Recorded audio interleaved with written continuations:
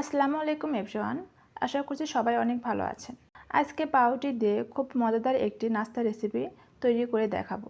আর খুব সহজে আর কম সময়ে তৈরি করতে পারবেন। আশা করি আজকের রেসিপি আপনাদের কাছে ভালো লাগবে। আজকের রেসিপির জন্য আমি এখানে 5 পিস পাউরুটি নিয়েছি। আর পাউরুটিগুলোকে এইরকম লম্বালম্বি করে স্টিকের মতো করে কেটে নেব। আমি এটাকে কেচি দিয়ে কাটছি। আপনারা চাইলে ছুরি দিয়েও কেটে নিতে পারেন। আর পাউরুটি কাটার সময় অনেক চিকন করে কাটবেন না, তাহলে কিন্তু ভেঙে যাবে। আমার সবগুলো পাউরুটি কাটা হয়ে গেছে। এখন এগুলোকে ফ্রাই করে নেব। ফ্রাই করার জন্য একটি প্যানে সামান্য পরিমাণ তেল দিয়ে ব্রাশ করে চারপাশে ছড়িয়ে দিচ্ছি। এখন কেটে রাখা পাউরুটিগুলো প্যানের মধ্যে দিয়ে দিব। মিডিয়াম টু লো হিটের মাঝামাঝি রেখে পাউরুটিগুলোকে ভেজে নিতে হবে। আপনারা চাইলে তেল ছাড়াও ভাজতে পারেন। এক পাশে হয়ে গেলে অন্য পাশে উল্টিয়ে দিব। দুই পাশে লালচে কালার আসা পর্যন্ত ভেজে নেব। এটা ভেজে নেওয়ার কারণটা হলো পাউরুটি এমনিতেই নরম থাকে, আর এটা ভাজার পর এটা সুন্দর মচমচে হয়ে যাবে। আর এই জন্য এই নাস্তাটা খেতে বেশি মজার হয়ে থাকে। বেশি একটা সময় লাগবে না, 2 মিনিটের মধ্যে এই পাউরুটির পিস ভাজা হয়ে যাবে। পাউরুটিগুলো ভাজা হয়ে গেছে। এখন একটি প্লেটে তুলে নিচ্ছি।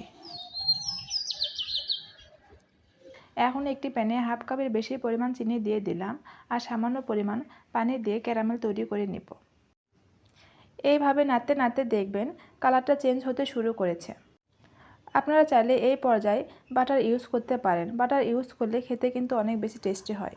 আর এর থেকেও বেশি জাল করা যাবে না, তাহলে কিন্তু পুড়ে যাবে আর খেতেও কিন্তু ভালো লাগবে না, তিতা লাগবে। এই পর্যায়ে আমি হাফ কাপ দুধ দিয়ে ভালোভাবে নেড়ে চেড়ে মিশিয়ে নিচ্ছি। দুধটা সম্পূর্ণ ক্যারামেলের সাথে মিশে যাওয়ার পর আবারও কালার চেঞ্জ হতে শুরু করবে। এইভাবে অনবরত নাড়তে হবে, তা না হলে কিন্তু নিচে লেগে যেতে পারে।